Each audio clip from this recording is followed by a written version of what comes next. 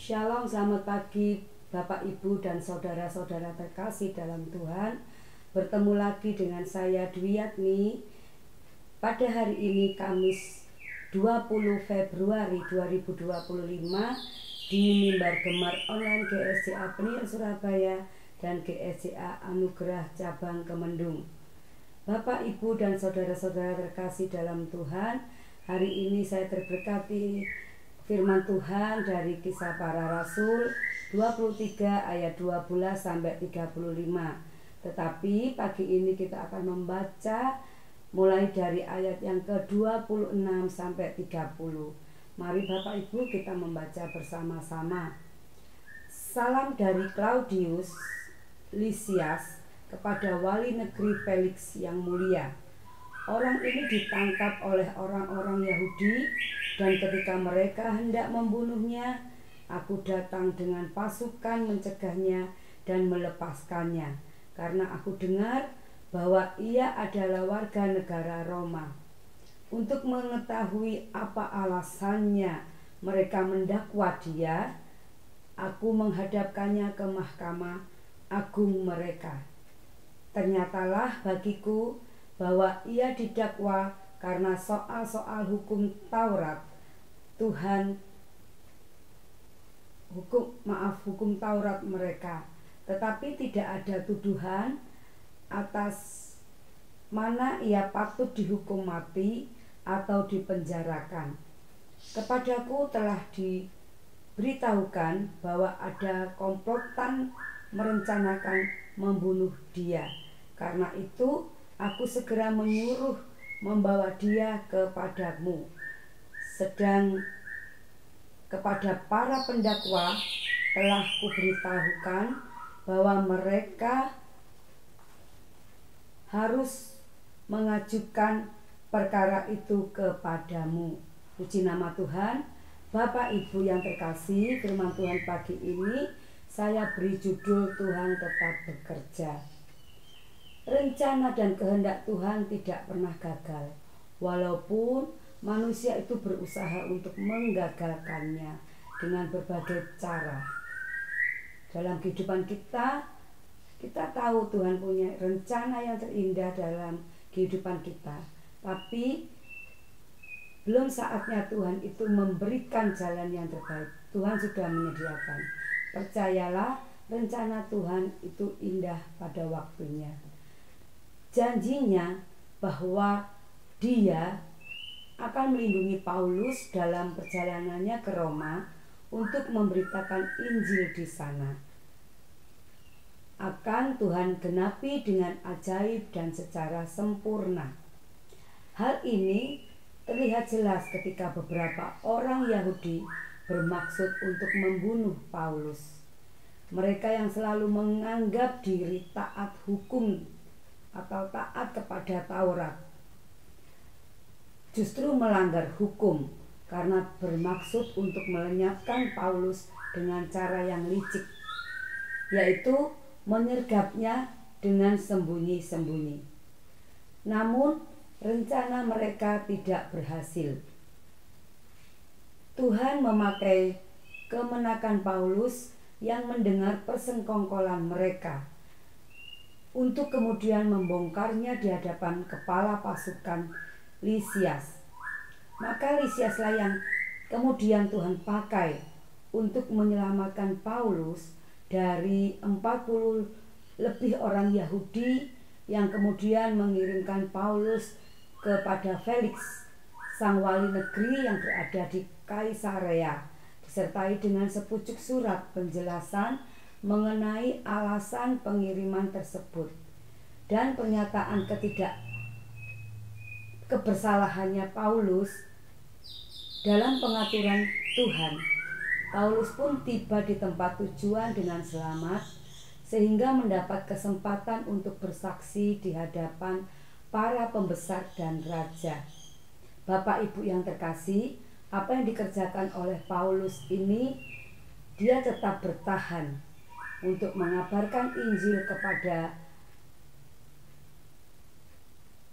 jemaat Tuhan di Roma. Paulus dengan keyakinannya bahwa penyertaan Tuhan selalu ada padanya dan dia tidak akan mengalami kesulitan-kesulitan. Itu yang diimani oleh Paulus.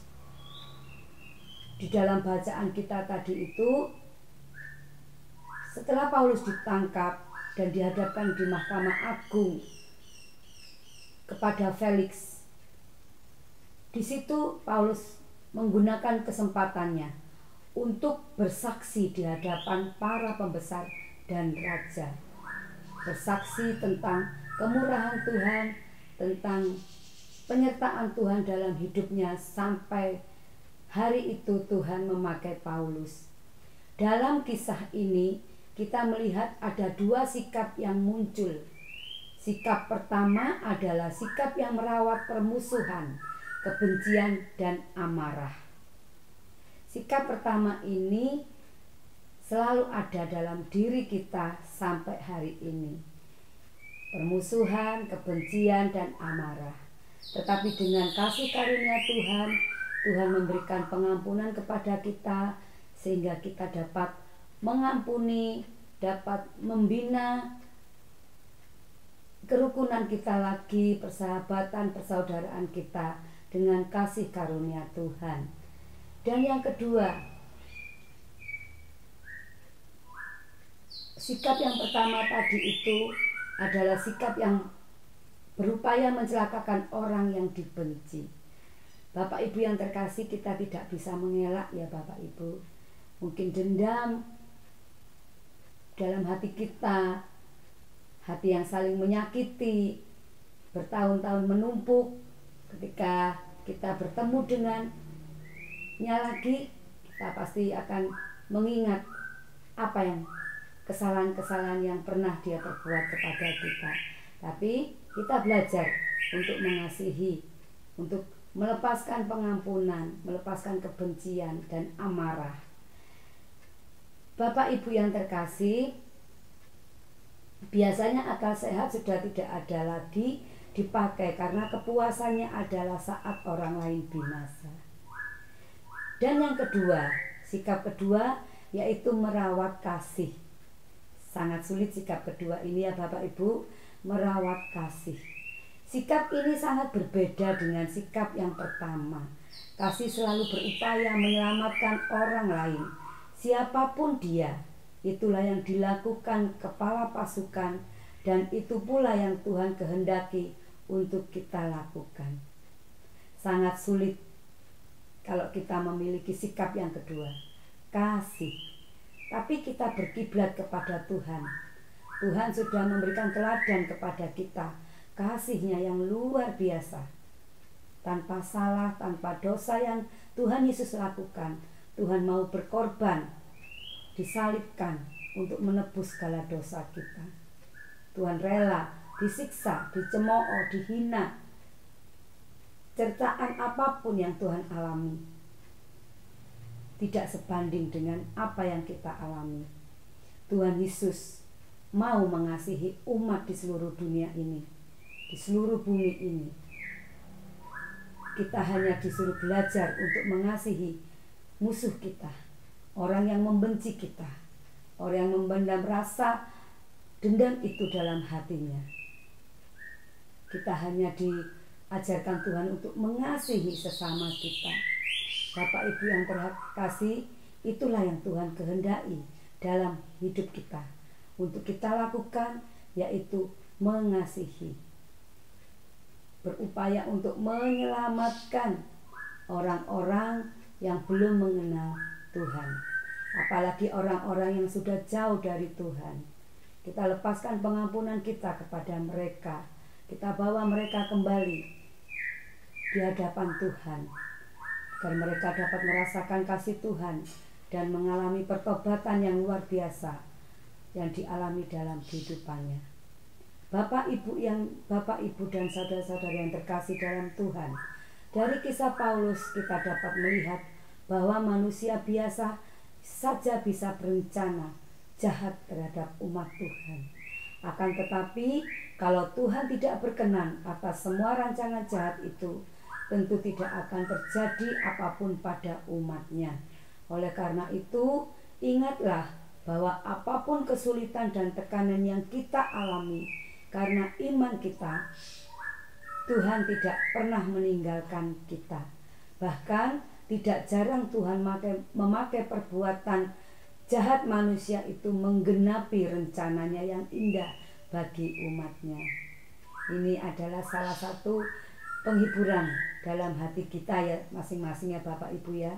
Di balik permasalahan yang kita hadapi, Tuhan memiliki rencana yang indah dalam kehidupan kita, umatnya yang percaya kepadanya. Apapun yang terjadi dalam kepengikutan kita akan Kristus, janganlah putus asa, kecewa, mundur, karena Tuhan menginginkan kita melakukan karya besar untuk perluasan Injil bagi kemuliaan nama Tuhan. Puji nama Tuhan. Bapak Ibu, renungan pagi ini kiranya dapat memberkati kita semuanya. Mari kita mengaminkan di dalam doa. Allah Bapa kami yang terkasih, di dalam nama Tuhan Yesus Kristus, segala puji syukur kami naikkan di hadapan-Mu ya Tuhan. Pagi ini kami merasakan berkat Tuhan yang luar biasa.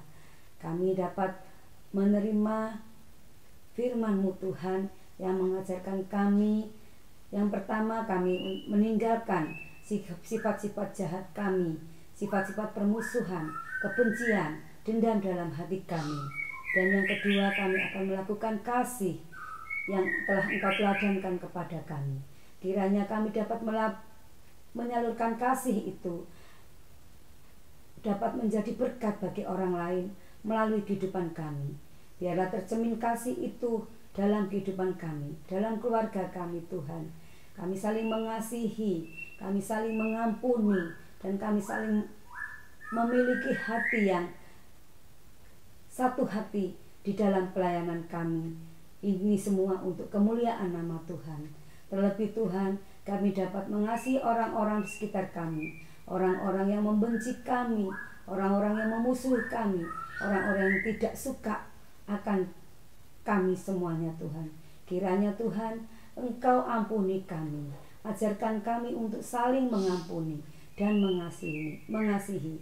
Ampuni mereka Tuhan yang telah menyebarluaskan kebencian itu di antara kami. Oh Tuhan, ampuni mereka seperti Tuhan mengampuni kami. Terima kasih ya Bapa. Pada hari ini Tuhan, kami serahkan Tuhan segenap hidup kami ke dalam tangan Tuhan. Apa yang kami kerjakan Tuhan, Tuhan berkati kami semuanya. Dari pagi hingga malam hari ini Tuhan, Tuhan selalu memegang janji Tuhan kepada kami. Rencana Tuhan begitu indah bagi kami. Biarlah manusia memiliki rancangan-rancangan, tetapi kami yakin dan percaya hanya rancangan-Mu Tuhan yang indah dalam kehidupan kami. Masa depan keluarga kami, masa depan gereja kami, anak-anak kami Tuhan, kami serahkan ke dalam tangan Tuhan. Tuhan Yesus, pakailah kami. Sisa hidup kami ini Tuhan, kami ingin lebih sungguh melayani Engkau, menjadi saksi dalam kehidupan kami untuk memberitakan Injil Kristus. Terima kasih Bapa. Di dalam nama Yesus kami berdoa dan mengucap syukur. Haleluya. Amin. Terima kasih Bapak Ibu. Tetap semangat berkemar. Tuhan Yesus memberkati kita semua.